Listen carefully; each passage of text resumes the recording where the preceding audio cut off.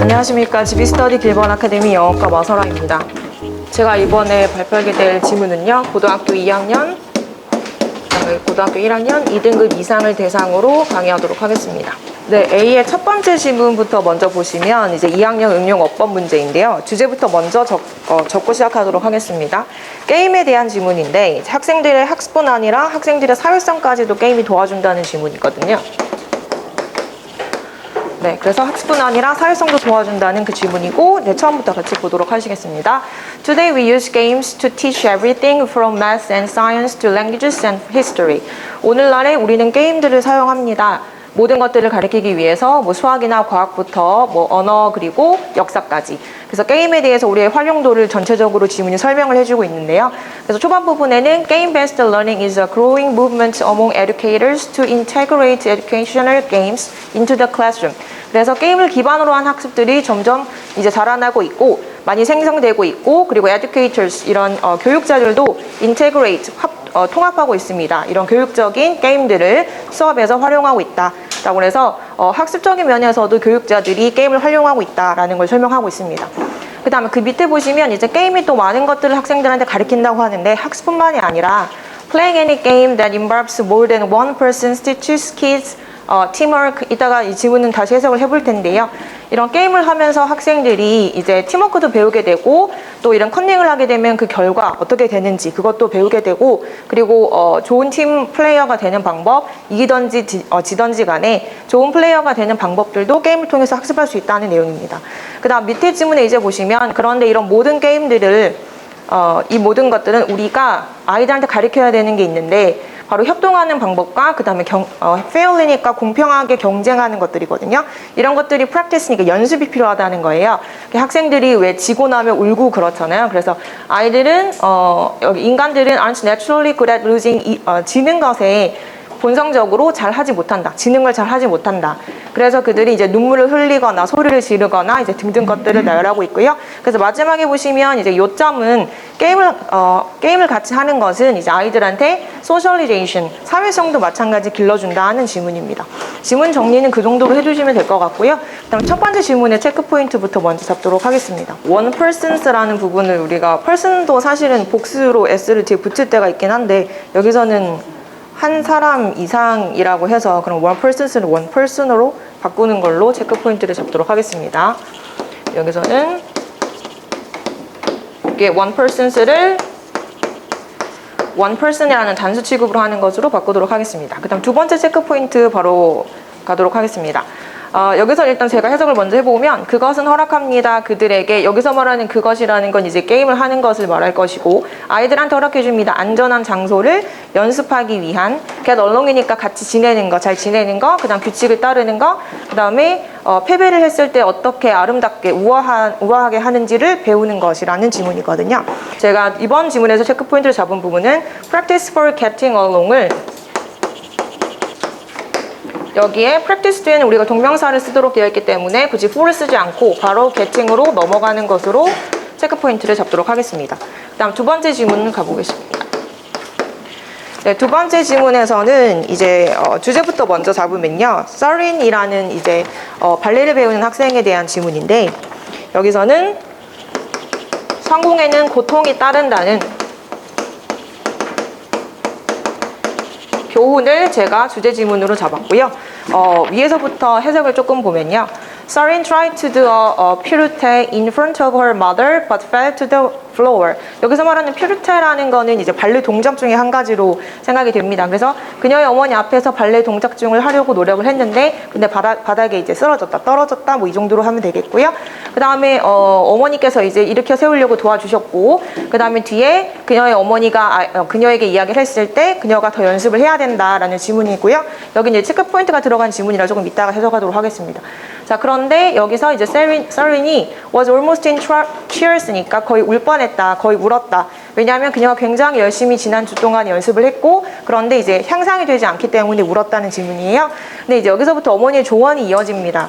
그래서 어머니가 말씀하시기로는 여기에 이제 그녀도 스스로 많은 노력을 했었고, 서린의 나이에 성공하기 전에 많은 노력을 했었다. 그녀도 많이 떨어졌었고, 즉 많이 실패했었고, 그리고 발목도 삐었고, 그 다음에 그래서 뭐 석 달 동안 쉬었어야 했고 이런 지문들. 어머니에 대한 경험을 쭉 나열을 해주고 있어요. 여기서 보시면 이제 서린이 깜짝 놀라게 되는데 왜냐하면 어머니는 굉장히 유명한 발레리나라서 어머니는 이제 전에 한 번도 실수를 한 적이 없고 실패한 적이 없다고 믿었던 거예요. 생각을 했던 거예요, 이제 딸이. 근데 어머니도 이런 고통들이나 실패들이 있었다는 걸 보고 깜짝 놀라게 된다는 그 지문입니다. 그래서 마지막에도 지문에 이제 주제가 나오고 있어요. 그래서 고통은 필수적이다. 어떤 것을 가치 있게 달성하기 위해서는 필수적이다. 그래서 고통이 없으면 얻는 것이 없다. 이게 주제가 마지막에 또 확연히 드러나주고 있는 지문입니다. 그 다음에 체크 포인트로 가시면요. 세 번째 제가 체크 포인트를 잡은 부분은 기자 선생님, 제가 여기서 체크 포인트 잡은 부분은 이제 대 뒤에 나오시 would have to keep 이 지문을 이제 체크 포인트로 잡았거든요. 왜냐하면 여기에 저희가 그녀가 그녀한테 이야기했다. 이때 말하는 그녀는 이제 어머니가 그녀에게 얘기를 했다는 거겠죠, 서린한테. 그녀가 즉 서린이 계속해서 연습을 해야 했다는 거잖아요. 해야 한다 하는 거, 만약에 그녀가 성공하기를 원하면 계속 연습을 해야 된다라는 지문이고, 여기서 지금 제가 would have to keep 이라는 지문을 had to로 바꿔야 되는 거 아닌가, 그 부분을 체크 포인트로 잡았는데 선생님 혹시 어떻게 생각하시나요? 어느 정도 일리도 있을 것 같은데요. 앞에 텔에 과거로 톨드를 해가지고 CGLC로 will도 이제 would로 비슷하게 바꾼 것 같긴 한데, 네. had-to로 해도 그것이 CGLC가 맞으니까 네. 일을 생각하는 것 같긴 합니다. 네, 감사합니다. 그래서 제가 3번에서 잡은 부분은 she would have to, 여기서 저희가 이제 would have to가 아니라 열심히 노력해야 한다는 지문으로 앞에 told라는 과거랑 같이 일치를 시켜줘서 had to로 바꾸는 것으로 체크포인트 잡았습니다. 그 다음에 4번 지문 같은 경우는 네, 여기는 이제 그녀의 어머니의 이야기를 이제 듣는 것은 저기가 주어고요. 만들었습니다. 그녀를 서린을 realize, 깨닫도록 만들어줬습니다. 사역동사니까 realize 동사 원형 맞습니다. That, 여기 이제 명사적 접속사겠죠. That she had to put in more effort, 더 많은 노력을 기울여야 했다라는 거. Than that she had been doing so far, 그녀가 여태까지 했던 것보다 라고 해석이 되거든요. 근데 제가 여기서 체크 포인트를 잡은 부분은 저 대시입니다. 이제 대시 뒷부분에 이제 보니까 원래는 여기랑 여기랑 같이 이 대시 있어서 병렬처럼 보이게 하는데, 근데 사실은 여기는 명사 접속사 that, realize 목적어로서 나오는 게 맞고, 근데 that은 지금 she had been doing 뒤에 목적어가 없잖아요. 그래서 불완전하기 때문에 뒤에 관계되면서 what으로 봐야 되는 게 아닌가, 이 부분을 체크 포인트로 잡았습니다.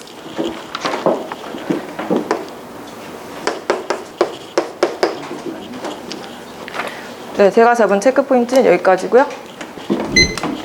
네, 3번 맞추고 설명하도록 하겠습니다. 첫 번째 질문 같은 경우는 저희가 이제 단수 명사를 물어보는 건데 one persons가 아니라 one person이라고 해서 이제 person을 단수 취급해주는 부분이고요.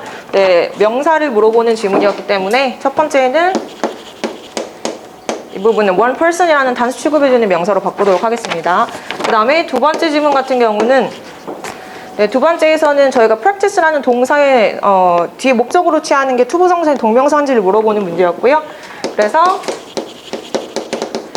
practice 뒤에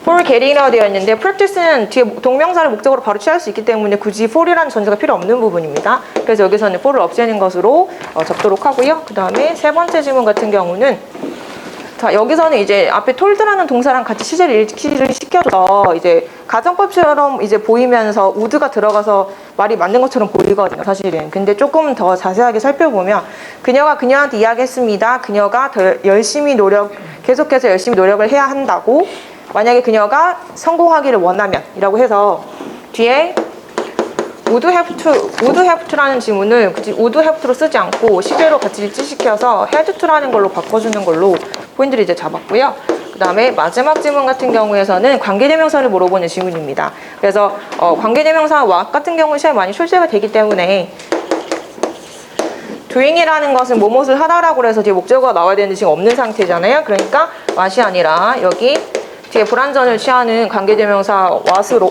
that이 아니라 what으로 이제 포인트를 잡으면 될 것 같고요. 네, 그리고 추가적으로 이제 아이들한테 설명을 해주자면 특히 1번 지문도 마찬가지지만 2번 지문 같은 경우에서는 practice는 뒤에 ing 형태 동명사를 바로 동사로 취하는 건데 이런 부분이 중학교 때부터 이미 배우는 거거든요. 중학교 2학년 때 또 이미 학습을 하는 거기 때문에 이거 같은 경우는 고등부 애들도 자세하게 설명하지 않아도 다 이해할 거라고 생각합니다. 그래서 뭐 예를 들어 3등급 밑에 이하의 학생들 같은 경우는 저희가 뭐 학교에서 배웠던 기브업이라든지 아니면 finish라든지 아니면 enjoy라든지 아니면 keep이라든지 deni라든지 이런 등등의 뒤에 바로 동명사를 목적으로 취하는 동사들도 한번 간략하게 설명을 해줄 필요가 있을 것 같고요. 그 다음에 3번 질문 같은 경우에서도 저희가 이제 if를 사용해서 뒤에 시제를 일치시켜주는 지문이었었는데 저 지문은 조금 아이들도 어려워할 수 있을 것 같습니다. 그래서 뒤에 head to를 써줘야 된다는 거 해석을 통해서 학생들한테 한 번 더 강조를 해주면 될 것 같고요. 그 다음에 마지막 지문 같은 경우는 관계대명사 지문이에요. 관계대명사 지문도 당연히 이제 중학교 3학년 때 나오는 지문이고 특히나 관계대명사에서 제가 아이들한테 많이 강조를 하는 게 대시랑 what인데 이제 가장 많이 나오는 부분이잖아요. that 같은 경우는 접속사랑도 헷갈릴 수 있기 때문에 아이들한테 한번 설명을 해줘야 되고 그 다음에 what은 선형사가 앞에 없고 뒷문장 불완전해야 되기 때문에 이것도 항상 같이 설명을 해주고 있습니다. 출제휴가 난이도 한번 보시면요. 첫 번째 질문 같은 경우는 이제 단수명사를 물어보는 건데 제가 저기 any game하고 복수명사를 조금 헷갈렸는데 one persons라고 해서 뒤에 one이 뒤에 단수를 취급해서 persons를 person으로 바꾸는 지문이었고 이 지문은 고등학교 2학년 대상으로 했었을 때 출제율은 그렇게 높지 않다고 생각합니다. 그래서 2.5 정도로 잡아도 될 것 같고 그런데 난이도는 조금 헷갈릴 수는 있다고 생각합니다. person 뒤에 s를 붙는 경우가 있기 때문에 그걸 아는 친구들은 헷갈릴 것 같은데 그거 아니면 이제 쉬웠겠죠. 그래서 persons도 저는 난이도를 3 정도로 잡아도 될 것 같고요. 그 다음에 두 번째 질문 같은 경우는 practice 뒤에 ing를 바로 취하는 동사의 성격을 물어보는 거고 이거는 출제율 같은 경우는 고2를 대상으로 한다고 했을 때 3 정도로 잡아도 무난할 것 같습니다. 난이도가 엄청 높거나 그렇진 않은데 전치사 for를 집어넣어서 조금 혼란스럽게 하잖아요. 뭐뭐를 위해서 연습하다 이런 식으로 해석할 수가 있기 때문에 그 다음에 난이도 같은 경우는 높지 않았다고 생각합니다. 그래서 2.5 정도 잡아도 될 것 같고요. 그 다음 3번 같은 경우에선 이제 시제를 물어보는 지문이었었는데 저때 would를 집어넣는 게 아니라 had to keep trying 해서 계속해서 노력해야 한다라는 걸 말해주고 있고 여기 지문에서는 이건 좀 출제율이 높았다고 생각합니다. 그래서 4 정도 잡아도 될 것 같고 그 다음 난이도 면에서도 조금 높았다라고 생각하고요. 마지막 4번 같은 경우 관계대명사를 물어보는 거고 관계대명사는 항상 출제율이 높습니다. 근데 난이도는 뒤에 목적어가 없다는 것만 보면 그렇게 어렵지 않기 때문에 3 정도로 잡아도 될 것 같습니다. 제가 준비한 강의 여기까지입니다. 일단 뭐 평소대로 일단 속도감도 좋았고 이제 학생 입장에서 들어보면 편안한 강의였고 좋았습니다. 다만 선생님께서 이제 좀 평소보다 자신감이 좀 없었던 것 같아요. 그래서 평소보다 좀 평소처럼 좀 자신감 가지고 학생들에 딱딱 찝어주는 강의가 좀 됐으면 더 좋았다고 생각되고 출제율 난이도 같은 것도 평소에는 잘 잡으셨는데 오늘 좀 자신감이 없었던 것 같아요. 그래서 좀 뭐 선생님으로서 써야 될 말들 확신에 찬 말을 좀 써주셔서 이건 나와 안 나와 딱 짚어주시면 훨씬 더 좋겠습니다. 잘 들었습니다. 똑똑 부러지는 이해도 높은 설명으로 지문을 장악하는 모습 보여주었으나 완벽한 문장 강의를 위하여 종속절의 시제 일치 문법 등에 대한 심화어법 공부가 필요한 것으로 보이며 다음 달에는 자신감 넘치고 생동감 넘치는 강의 모습 선보여 주기를 기대한다. 이렇게 했습니다.